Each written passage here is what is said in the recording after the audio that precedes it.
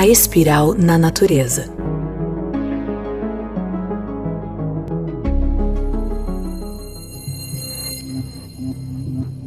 Dentro do campo de ondas, espirais centrípetas enrolam ondas de luz em esferas e depois deixam de ser espirais.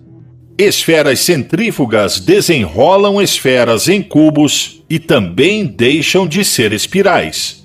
As espirais centrípetas e as centrífugas são pares eletricamente sexuados. Sua troca envolve todas as formas e também anula todas as formas. Figura 46. As espirais centrípetas são eletropositivas. Elas enrolam luz para dentro das esferas incandescentes. Elas vêm da luz pai que redobra as formas desdobradas. Elas começam seus meios ciclos nos planos de contorno dos campos de ondas e terminam nos centros das esferas. A figura 47 diagrama os 6 planos espelhados que refletem a luz em gravitação de forma centrípeta para dentro através dos polos. Figura 46. Figura 47. Os 6 espelhos externos da gravitação. As espirais centrífugas são eletronegativas. Elas desenrolam a luz das esferas incandescentes em luz negra fria do espaço. Elas vêm da luz-mãe que desdobra a ausência de formas em forma. Elas começam seus meios-ciclos em centros de repouso em esferas e os terminam nos espelhos de reprojeção dos planos do campo de ondas. A figura 48 diagrama os 6 planos espelhados que projetam a luz, irradiando de forma centrífuga para fora dos equadores. Figura 48. Os 6 espelhos internos da radiação. A figura 49 diagrama a tela do espaço que simula o movimento devido à projeção bidirecional de luzes condicionadas opostas para dentro e para fora, uma através da outra, para criar a ilusão de movimento, mudança, sequência e tempo. Veja também a figura 39. Figura 49. Espirais de onda em seu eixo de onda. Figura 39. O. Planos espelhos de luz imóvel. A. Tela do espaço para luzes de movimento projetadas. Esferas e sistemas esféricos, como o carbono, são gerados onde as espirais centrípeta e centrífuga se encontram. A matéria registra o potencial da posição de seu nascimento. Por essa razão, flutua em órbitas equipotenciais adequadas à sua posição em seu campo de ondas, juntamente com todas as unidades de seu sistema. Na corrente elétrica, nascem sistemas eletrônicos onde os laços familiares de força ocorrem ao redor de um fio carregado. Figura 50. As figuras 51, 52 e 53 são diagramas de sistemas elétricos se formando em figura 50. AA. Nascimento de sistemas eletrônicos. Figura 51. Pares espirais, unidades de corrente elétrica. Figura 52. Sistemas atômicos se formando.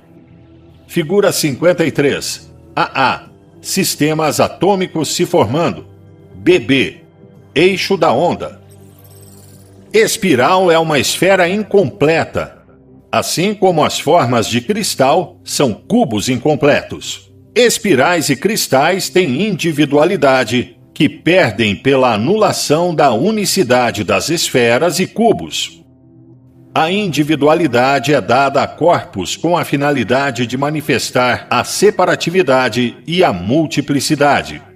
Individualidade, separatividade e multiplicidade são, então, anuladas na unicidade.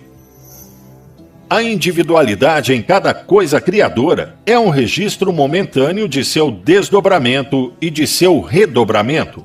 É o fruto do desejo cósmico de expressão criativa. Ela começa quando o ciclo começa, termina com seu fim e se repete em cada ciclo, até que o ciclo inteiro de qualquer ideia expressa seja anulado completamente. Espirais bidirecionais condicionadas ao sexo são os indivíduos consumados de toda a criação. Elas condicionam todos os corpos com a condição de seus corpos. Elas desdobram toda a ideia da imobilidade na mente em forma móvel de mente e imaginação e a redobram na imobilidade da mente-conhecimento. Elas são os trabalhadores elétricos que satisfazem o desejo da mente, entrelaçando fios de luz em formas padronizadas e registrando essas formas padronizadas na luz imóvel que centraliza cada par em espiral, como o eixo de um cone centraliza o cone. O eixo centralizador de ambas as espirais é o eixo sobre o qual gira o universo dinâmico. Todo o movimento gira sobre eixos imóveis centralizadores, e todos os eixos são extensões de dois sentidos de pontos que levam a e através de centros de esferas. A linha de onda familiar que registra todos os efeitos do movimento controla esses efeitos. Pode-se registrar essa linha de onda, mas não se ter consciência de que ela é o poder estendido pelo Criador na medida do desejo por poder. A linha de onda é um registro da quantidade de energia emprestada de seu equador estático para expressar qualquer processo mecânico, como a vibração de uma corda de harpa, as pulsações de um motor, o cardiograma do batimento cardíaco ou o padrão de um terremoto, como registrado por um sismógrafo. Figura 54. Figura 55. AB. O eixo da Terra e da Lua. Figura 56. Figura 57. A. A medida de energia emprestada. B. Sua repetição. Figura 58. A. É um crédito. B. É um débito igual. O eixo de uma onda é uma linha traçada através de cada ponto sobre a superfície de um oceano perturbado por ondas em uma seção vertical, onde água e céu se encontram. Em torno do eixo imóvel da onda, todos os movimentos das espirais de onda se entrelaçam com os padrões e formas de desejo. Todas as formas espirais devem ter uma individualidade intensa, a fim de expressar tais surpreendentes variedades de formas e padrões. Figura 59. Vários padrões de eixos de onda registrando a energia emprestada.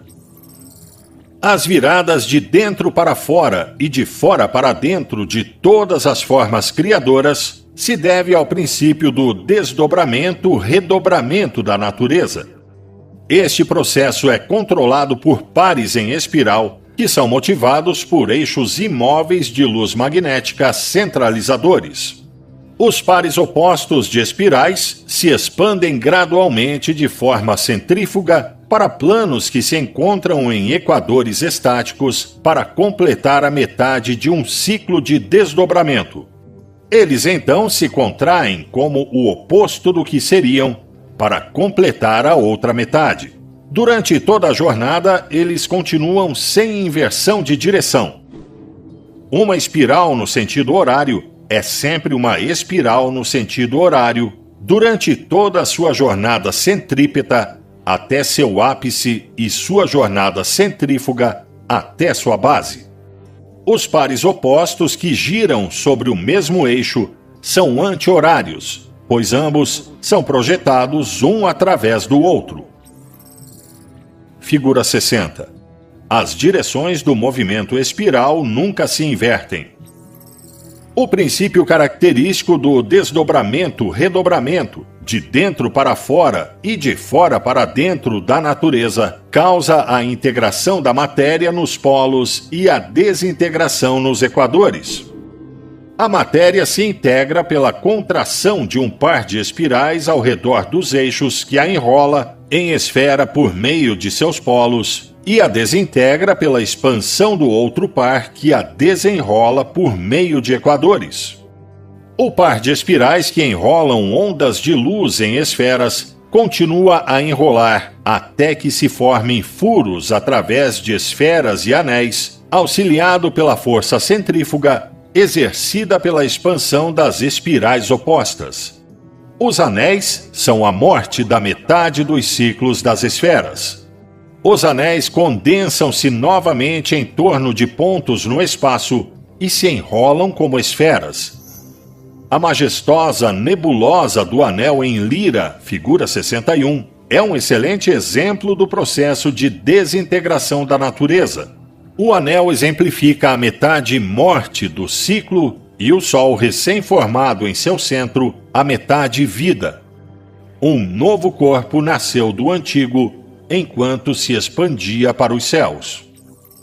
Figura 61. Nebulosa do anel em Lira. Os céus abundam com novos corpos, surgindo dos antigos que desapareceram em outra forma. A nebulosa de Coruja demonstra este princípio com 2 anéis e 2 estrelas renascendo deles. Figura 62. Nebulosa de Coruja. Os anéis de Saturno se tornarão luas, assim como seus outros anéis se tornaram suas várias outras luas.